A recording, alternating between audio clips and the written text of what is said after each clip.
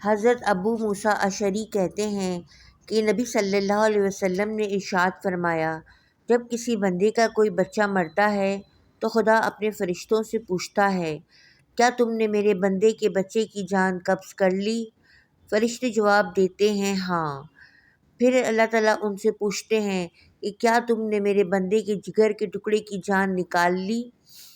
تو فرشتے جواب دیتے ہیں ہاں۔ پھر اللہ تعالیٰ ان سے پوچھتے ہیں کہ میرے بندے نے کیا کہا؟ فرشتے جواب دیتے ہیں کہ اس نے تیری حمد کی اور پڑھا انا للہ و انا الیہ راجعون۔ تو اللہ تعالیٰ فرماتے ہیں کہ میرے اس بندے کے لیے جنت میں ایک گھر تعمیر کرو اور اس کا نام بیت الحمد، شکر کا گھر رکھو۔